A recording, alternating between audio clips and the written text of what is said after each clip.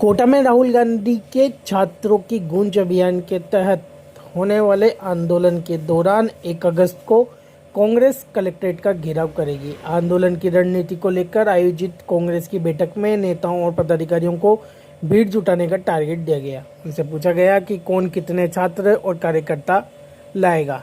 1 अगस्त को प्रस्तावित विशाल रैली और प्रदर्शन की तैयारियों को लेकर मंगलवार को दोपहर 4 बजे कोटा शहर जिला कांग्रेस कमेटी की एक बैठक आयोजित की गई। बैठक में ज़्यादा से ज़्यादा लोगों की भागीदारी सुनिश्चित करने पर जोर दिया गया ताकि आंदोलन को व्यापक बनाया जा सके।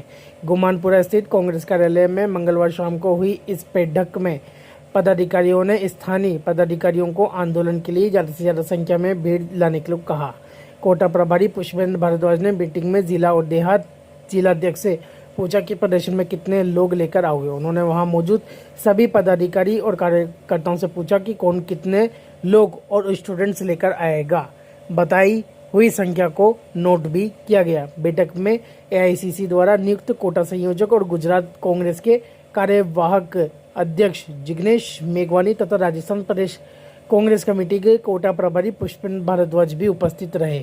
इस भाजपा और मोदी की सरकार के 10-12 साल के दौरान कम से कम 150 से ज्यादा अलग अलग एग्जाम्स के पेपर लीक हुए हैं और हजारों लाखों छात्र नौजवानों का भविष्य बर्बाद हुआ। नीट का पेपर जिस प्रकार से लीक हुआ उसके कारण 21 के करीब छात्र नौजवानों को सुसाइड करना पड़ा। ये भारत सरकार के लिए बहुत बड़ी शर्मिंदगी का विषय होना चाहिए था और मोदी जी को भारत सरकार को तुरंत धर्मेंद्र प्रधान का इस्तीफा लेकर शिक्षा रोजगार के मामले में किस प्रकार के रिफॉर्म्स की जरूरत है, सारे छात्र नौजवानों की यूनियन, इंडिया अलायंस और विपक्ष के दलों के साथ बात करनी चाहिए थी। लेकिन जब तक हिंदुस्तान का छात्र नौजवान और जेनजी हजारों लाखों की तादाद पे सड़क पर नहीं उतरा, तब तक मोदी जी, धर्मेंद्र प्रधान और उनकी भाजपा सरकार के पेट का पानी नहीं रहा।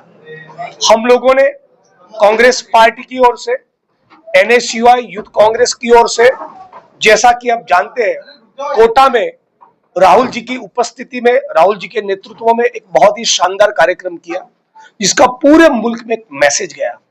राहुल जी चुनावी राजनीति में केवल वोट के लिए नहीं है, इस देश में गरीब गुरबा, किसान, मजदूर, दलित, आदिवासी, ओबीसी छात्र नौजवानों के जीवन में कुछ बदलाव हो, उनके लिए वो काम करते हैं। तो कोटा के कार्यक्रम के बाद हम लोगों ने तय किया कि छात्रों की गूंज कोटा में, राजस्थान में, मध्य प्रदेश में और पूरे मुल्क में गूंजनी चाहिए। और इसी मकसद से 1 अगस्त के दिन कुछ मांगों को लेकर और एक बार एनएसयूआई, यूथ कांग्रेस और हमारे सारे डिपार्टमेंट और सेल दोनों डीसीसी के नेतृत्व में कलेक्टर कचहरी कोटा तक की एक रैली करेंगे, उसका घेराव करेंगे, धरना देंगे। धर्मेंद्र प्रधान का इस्तीफा तो हो गया, लेकिन जिस अमित शाह की गृह विभाग की इशारों पर छात्र नौजवानों के ऊपर पैलेट गन से गोलियां दागी गई, AK-47 राइफल का प्रयोग किया गया, बहन बेटियों के साथ बदसलूकी हुई, उनके ऊपर लाठी का प्रयोग हुआ, बल प्रयोग हुआ, बहुत से लोगों के हाथ पैर तोड़े गए, सर फोड़े गए। तो हमारी मांग ये भी है कि धर्मेंद्र प्रधान के इस्तीफे के साथ साथ देश के गृह मंत्री अमित शाह का इस्तीफा भी होना चाहिए। 150 के करीब एग्जाम्स के जो पेपर लीक हुए हैं, इन तमाम मामलों में सरकार चाहे तो फास्ट ट्रैक कोर्ट में केस चलाकर 2029 के चुनाव के पहले 1-1.5-2 साल के भीतर सारे जो अभियुक्त थे, 150 एग्जाम्स के पेपर लीक के जो आरोपी अभियुक्त थे, उनके खिलाफ ट्रायल पूरी करके उनको कन्विक्ट करके जेल के सलाखों के पीछे डाला जा सकता है और दोबारा हमारे देश में कोई भी एग्जाम का पेपर लीक न हो, ऐसी शिक्षा की व्यवस्था हो और भर्ती कैलेंडर डिक्लेयर हो। हमारी सरकार अब तक ये भी कहने को तैयार नहीं है कि इस मुल्क में कितने सरकारी पद खाली पड़े हैं। 25 लाख है, 50 लाख है, 5 करोड़ है, कितने हैं? तो हमारी डिमांड है कि भर्ती कैलेंडर लेकर सरकार आए ताकि अलग अलग समय पर छात्रों नौजवानों को रोजगार भी मिलता रहे। तो इन सारी डिमांड्स को लेकर हम लोग 1 अगस्त के दिन Congress party, NSUI youth Congress के नेतृत्व में कलेक्टर कचहरी कोटा का घेराव करेंगे। क्या